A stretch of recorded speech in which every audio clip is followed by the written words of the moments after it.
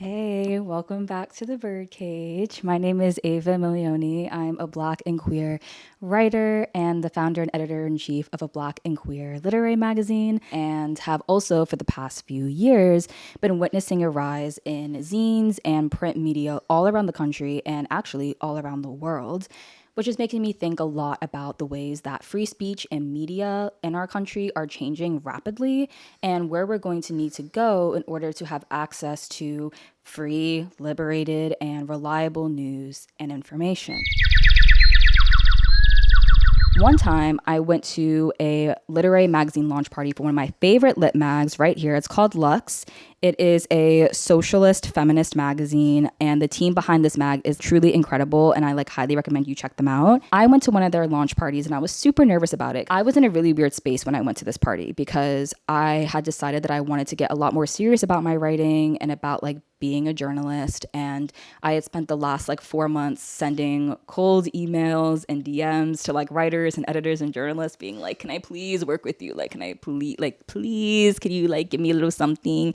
And a lot of times they just did not respond to me, or they were like, hey, this is really sweet, but we don't have any work for you, I'm sorry. And I was just down bad. So I was like, you know what?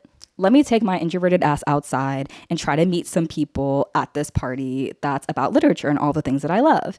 And at this party, I met an editor who would go on to give me the opportunity to publish my first really well-paid, visible journalist article. And it was such an incredible experience to just be able to go into a room and meet the type of people I wanted to meet and have the conversations that I wanted to have, and also come away with a paid opportunity and someone who did not play about giving Black writers platforms. And that just was an incredible experience. It gave me so much hope for the world and so much hope and faith in myself and the community of people that I can actually be connected to through literature. This editor did not know me, but they advocated for me and they connected me to an editor who wanted to work with me on the piece, and they just said my name in rooms that I wasn't in. Honestly, as a Black and queer writer, it is not every day that happens, and every time it does, I remember it. And most of the times where I have had that support and that genuine okay, you want to write, let me get you a paid writing gig, let me give you the resources to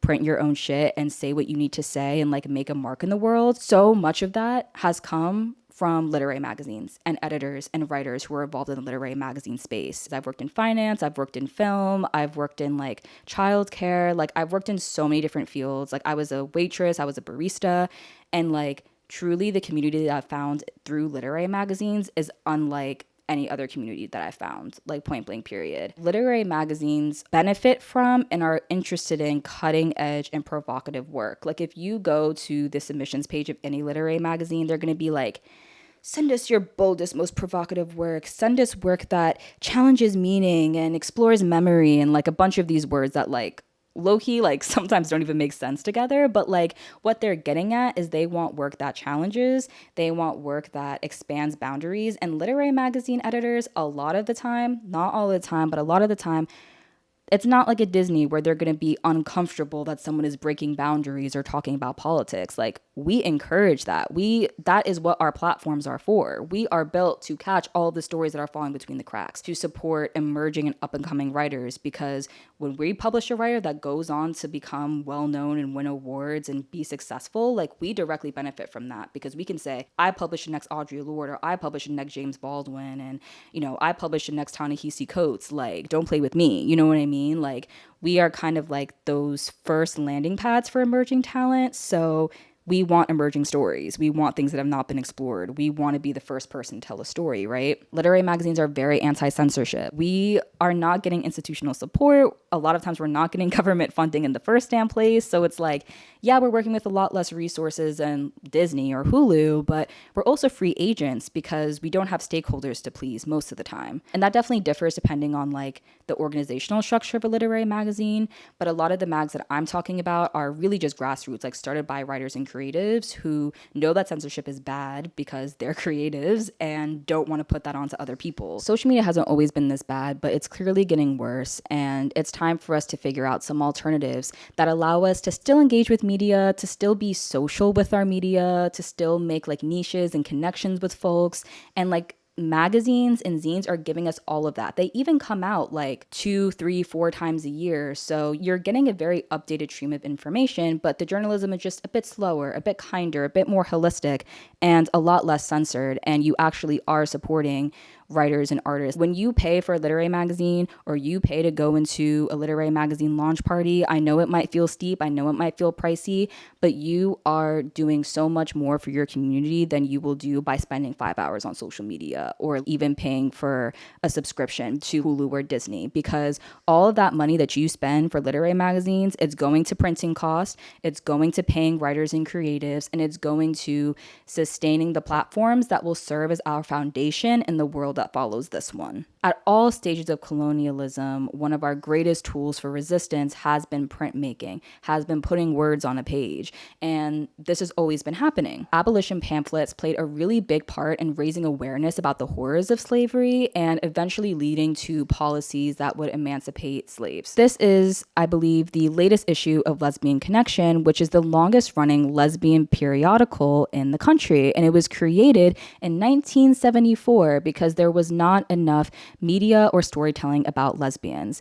And now they come out with issues frequently. They have a really loyal base of subscribers, and they have been running for decades. And they just put out this year. This periodical is literally adapting with the times and also having an archive of lesbians across the decades, like our hopes, our fears, our calls for help, like our classifieds, our ads. And it's like literally a historical document at this point. Like there are Lesbian Connections from 1980, and it's still going on today. So it is absolutely possible for print media to thrive. We just need to support it. Obviously, all of this is coming from history and from historical precedent, but I think what makes right now different is that print media was supposed to be dead. Growing up, I was always told like print media is dead, no one wants to read anymore.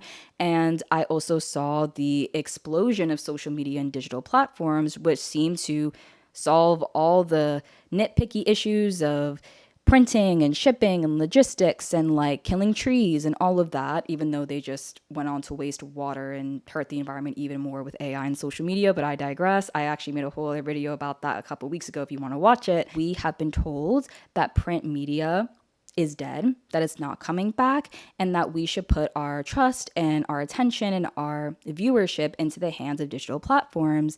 And instead of bowing down to that message and accepting the way things are, folks have initiated a rebirth of print media and are printing more than I've seen print media happen in the last many years. We tried to drink the Kool-Aid. We tried to post our little silly pictures on Instagram. We tried to make our TikToks, and we got our Disney and Hulu subscriptions. We did the Netflix thing, even when they raised the price again and again and again. I'm still doing these video essays. I'm still trying to connect with people across the digital platforms. And we see that we're just kind of collectively digging ourselves into a deeper hole. And so we're like, okay, well, how are we going to pull ourselves out of it? And that's where this like rebirth comes in, because we tried to just survive solely off of digital society, but it didn't work.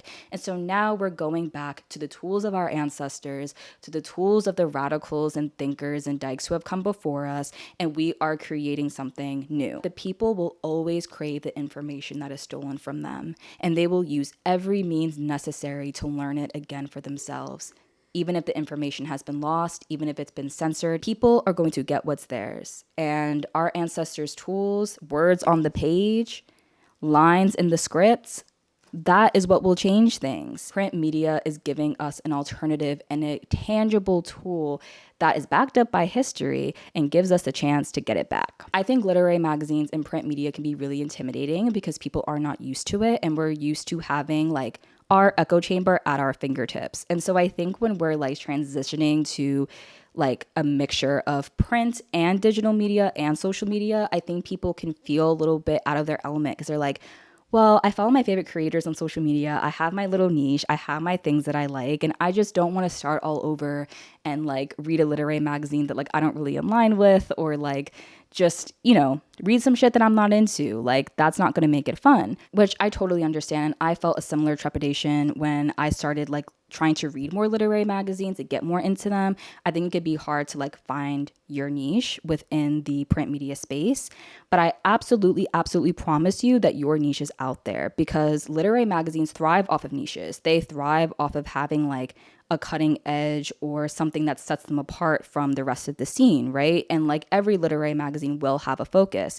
And that means that you absolutely can build your niche through print media because literary magazines thrive at the intersections of different communities. So for Ebony Tomatoes' case, for example, we are a Black and queer literary magazine. So we are able to discuss both Blackness and queerness. We're able to engage with the Black community and also the queer community and also Black and queer people where they intersect, which is where a lot of our writers are coming from. But we can kind of do both, right? And we benefit from doing both because we remain specific and we remain inclusive and like tethered to the actual community that we're serving.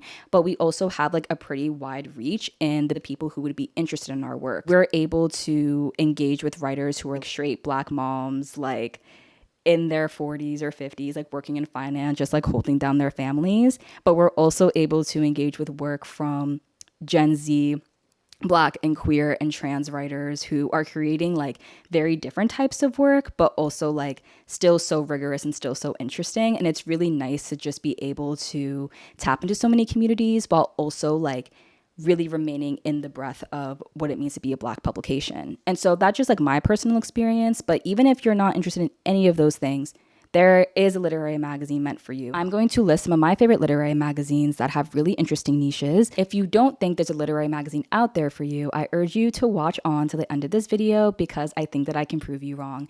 And if I've listed my options and you still don't think there's something for you, let me know in the comments and I'll try to find a literary magazine that does suit your interests because I believe that I can and that all things are possible. All right, first up, I want to recommend Femme Dyke Zine. This is for all the girlies who identify as femme and butch. Y'all bitches on Femme Butch Twitter, tap into Femme Dyke Zine because we are talking about the lesbian experience, both historical and contemporary here. And it is run by one very talented femme named Stella, who has been very nice to me. And Femme Dyke Zine is based in New York. Secondly, for all of my Black lesbians who are stranded in PA, I would like to recommend the Philly-based zine Scissors. It is run by a Black and queer collective as well, and they're doing a lot of great work. They're actually hosting a performative lesbian contest in Philly, so that gives you the sort of idea about the type of work that they're doing. But I've also heard that their print magazines have like beautiful graphic design, which is something that I'm a sucker for. So if you're into that, check them out. I'm gonna recommend Lux Magazine real quick again. This is for my socialist feminist girlies who want to read about community organizing and socialist history. The caliber of writing in Lux is really incredible.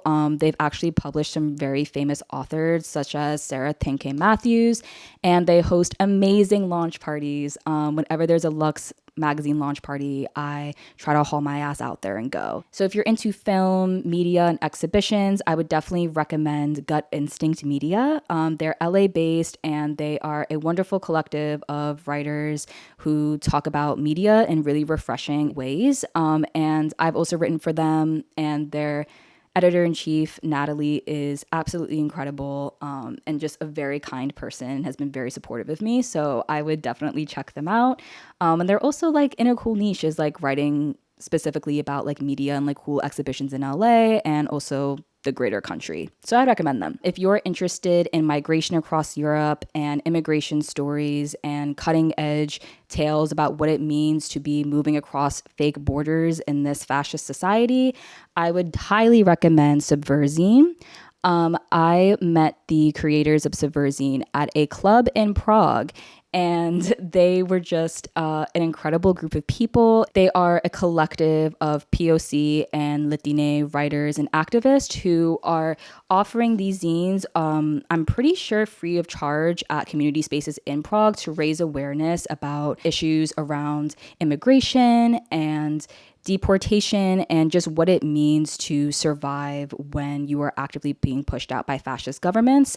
And I really love the work they're doing, and it's really, really important. Okay, this next one is for all my Appalachian girlies because Appalachia actually has a very active and thriving like print media and open mic and writing scene. So I'm going to recommend two of my favorite zines from Appalachia. The first one is You're Not Really Seeing Things. I got this for $6 at a cafe in West Virginia.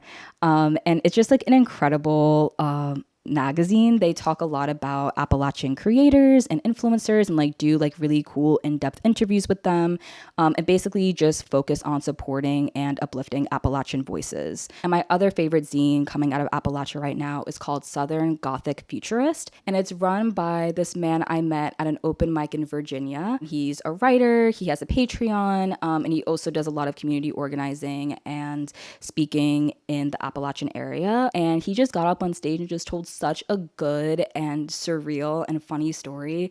And the way that he's like uplifting and maintaining the tradition of storytelling and oral storytelling in Appalachia is really cool. And he also has zines that are very accessibly priced, so I would recommend that as well. This is for my working class non-binary folks who are into custom fonts and cool design. I would recommend Gender Fail to you. It is run by one person and they do the printing and a large bulk of the work themselves, which is really impressive. And they also create custom fonts. I met them at a panel where we talked about like print media as resistance, and I just thought they were so insightful. If you look up Gender Fail, you will find it, and I highly recommend their work. If you are like me and you enjoyed Mr. Robot and talking about censorship and tech oligarchy and all the things I'm talking about in this video, I would highly recommend Shadowbanned Magazine. It is also led by a Black woman who is absolutely incredible and has been so supportive of me and the work that we're doing at Ebony Tomatoes. And so they host launch parties, they host panels, and all of it is done to resist censorship and to also give a platform to the writers who are exposing what the government is doing and just creating something to, you know, escape the shadow ban. So if you're into that, then I would recommend Shadowbanned Magazine. And they also pay their contributors, so that's a big plus. All right. And last but not least, if you are Muslim and also consider yourself a leftist, there's no better literary magazine for you than Acacia Mag. The editor-in-chief and also the business manager of this magazine are both incredible and so kind and just really care about the work that they're doing. I think Acacia Mag is really cool because it's run by two people who are lawyers, like by profession. So you're seeing a lot about like legal defense and legal teams and legal support. So they've even interviewed Mahmoud Khalil's legal team in one of their blog posts, and their graphic design is also just really, really beautiful. And I just think they're a very cool magazine and also really like the people who are behind it. So I definitely recommend that if you are a part of the Muslim left. Whew. All right, y'all. The future of social media is now. Pro-social media is here. It is just waiting for you to engage with it. I would love to talk more about this. If you want me to discuss it more, let me know in the comments. Well, that's it for me today. If you enjoyed this video, please like, subscribe, comment, and share, because that allows me to continue the work that I am doing. Definitely check out all of these literary magazines, and you can see in their link trees and their Instagrams how to support them. If you want to support Ebony Tomatoes Collective specifically and support the team of people who is doing the work to maintain a Black and queer publication, I've put the link below for you to subscribe to our Substack and our premium newsletter, where we post exclusive writing and updates every month for our paying subscribers, if that's of interest. Thank you so much for listening, and I will see you next time on The Birdcage. Thank you.